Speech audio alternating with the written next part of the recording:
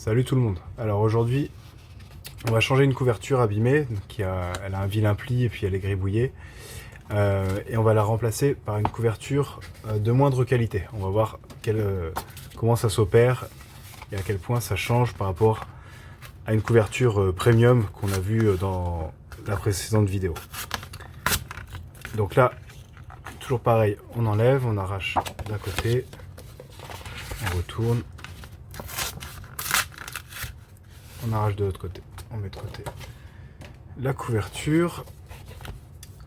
Parfois quand on arrache, on a des pages qui deviennent un petit peu volantes, donc on peut les renforcer très facilement avec un coup de pistolet à colle. Donc là faut y aller sans colle. Alors normalement je mets plutôt sur un bord, mais là je vais surélever. Et sans colle, juste on va refaire fondre la colle déjà présente sur le bord, ça suffit. Ça évite les surépaisseurs. Voilà. Et au moins ma page va tenir. Je rappelle que ça c'est déjà de la colle à chaud, donc on peut très bien jouer avec et la refaire fondre. Donc on vérifie auparavant que tout est bien gommé, c'est bon, il n'y avait pas d'écriture, enfin s'il y en avait mais je les ai déjà enlevés. C'est solide, il n'y a pas de pli. Donc c'est parti. Donc là on va utiliser une couverture telle qu'on peut les trouver sur internet, des couvertures prêtes à l'emploi mais brutes de décoffrage. Donc celles-ci elles n'ont pas de plis. Là je leur ai fait un léger jaunissement artificiel qui se voit pas trop en vidéo mais qui est pas dans les fichiers qu'on peut déjà imprimer. Donc votre livre il sera un peu trop blanc comme neige par rapport aux autres, ça va un petit peu jurer déjà.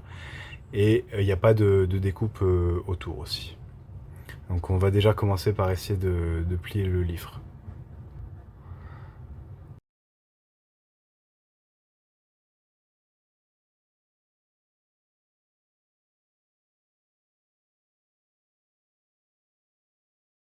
J'ai des petits repères qui sont de chaque côté. Donc je vais juste marquer ces repères avec l'ongle d'un côté, de l'autre. Alors là je vois que je suis pas exactement dessus. Voilà, une fois qu'on est bien dessus, des deux côtés, on peut passer le pouce sur la longueur comme ça et ça va marquer le pli. On le passe plusieurs fois comme ça et le pli se fait. Mais vous voyez, c'est quand même très artisanal, c'est pas forcément facile à faire. Une fois qu'il est marqué, on peut un peu plus l'appuyer et ça marche très bien. Voilà, même chose de l'autre côté, on essaie de bien respecter les petits repères. Et encore, moi j'ai un peu l'habitude, mais je vous jure que c'est pas un cadeau à faire quoi. On peut facilement être décalé ou pas avoir assez bien marqué, pas de la bonne façon et ça va pas être génial. Voilà, donc là j'ai marqué des deux côtés. Hop. Donc là c'est prêt à recevoir le bloc de page. On présente le bloc de page, voir si ça correspond bien.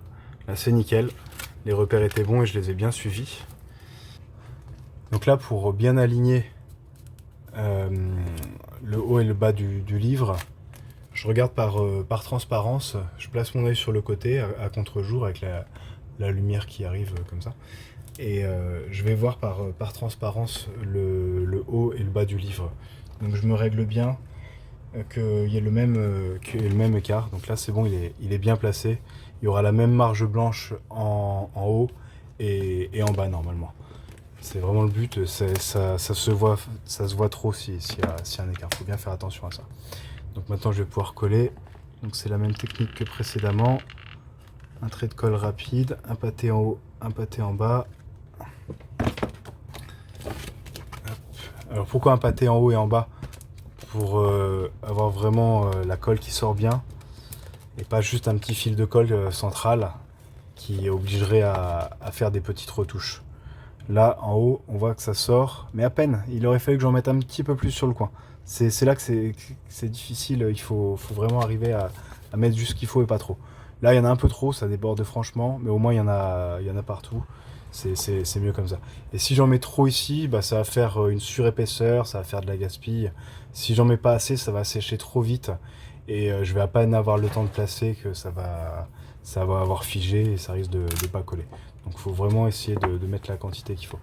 Là vous voyez, j'en ai mis un petit peu trop, ça attrape ma première page alors que vaudrait mieux pas que faudrait mieux qu'elle soit libre pour la découpe. Voilà, c'est bon.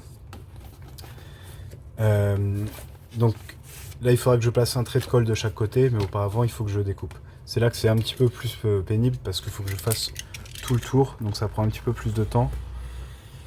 Alors là le papier est un petit peu plus fin, donc ce sera quand même pas trop difficile. Faut prendre du papier 200 grammes environ, 200 grammes au mètre carré. Et il faut prendre du papier, idéalement un papier destiné aux couvertures. C'est le papier Invercote. Ça se vend que en rame de 100 feuilles et ça coûte 30 € les 100 feuilles. Donc avec ça vous en aurez largement assez. Mais essayez plutôt d'en trouver chez un imprimeur, demandez à ce qu'il en commande un petit peu s'il en a pas. Donc c'est un papier qui est couché d'un côté, donc glacé, et de l'autre côté qui est moins qui est plutôt rugueux. Donc ça attrapera mieux la colle et ça aura un meilleur aspect de couverture. Les couvertures sont toujours comme ça, un petit peu rugueuses à l'intérieur, c'est pas lisse à l'intérieur. Donc là je fais bien le tour comme ça. Hop. Un petit peu. Et le dernier, on place toujours bien ses doigts, les trois doigts, hein, que le papier bouge pas, que la couverture bouge pas, et voilà, j'ai fait le tour. Donc on vérifie. Là ok, c'est bon. L'alignement au bas, il n'est pas parfait, je m'étais pas aligné aussi bien que ce que je voulais parce que j'étais pas très bien positionné avec bon, avec le fait que je filmais, je pouvais pas exactement bien positionner et regarder, mais ça va, c'est quand même correct. On voit que au-dessus ça fait peut-être un petit peu plus haut que le bas. Ça va, ça reste dans la tolérance, c'est pas horrible, mais il faut essayer de vraiment le faire le mieux possible. Maintenant il me reste un coup de colle en haut et en bas à faire. Alors je le fais à la colle à chaud, hein, la colle au pistolet. C'est vraiment le plus pratique. Vous pouvez aussi le faire avec de la colle type gel scotch verte. Alors j'en ai vraiment une petite fin ici, voilà celle-ci là. Je l'utilise plus beaucoup parce que c'est beaucoup moins pratique que la colle à chaud qui est instantanée, qui est vraiment pratique. Je vous recommande vraiment de le faire avec de la colle à chaud. Et il y a différentes qualités. Avant j'utilisais celle-ci, il m'en reste que quelques bâtons. C'est une colle qui est légèrement moins souple que celle-là. Bah, vous voyez là en plus il fait un petit peu chaud, elle peut vraiment se tordre en deux. Que celle-ci, elle se tord, hein, ça va pas se casser, mais on sent qu'il y a un peu plus de rigidité. Et celle-ci elle donne des meilleurs résultats, elle accroche mieux que celle-là, elle va se décrocher un petit peu plus facilement quand on tire dessus. Celle-ci elle est vraiment mieux, on la trouve à Leroy Merlin.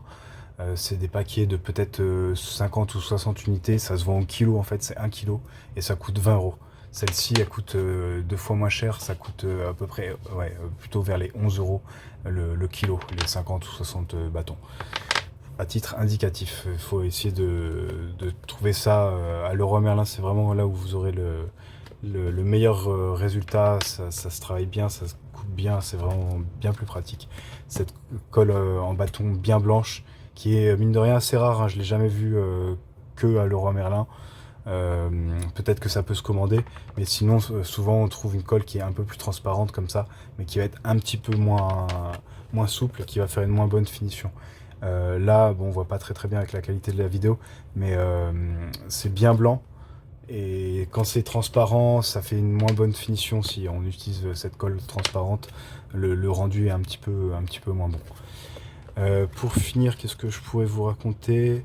Oui, donc le faire avec la colle type scotch, ce sera moins instantané, il faudra essayer de caler la couverture pour pas qu'elle s'ouvre, mais ça marche aussi. Il faudra aussi bien assurer de faire ces deux traits au début et à la fin, une fois qu'on aura bien collé. Autrement, bon bah voilà, le résultat est le même que pour les couvertures premium si vous avez imprimé sur le bon papier.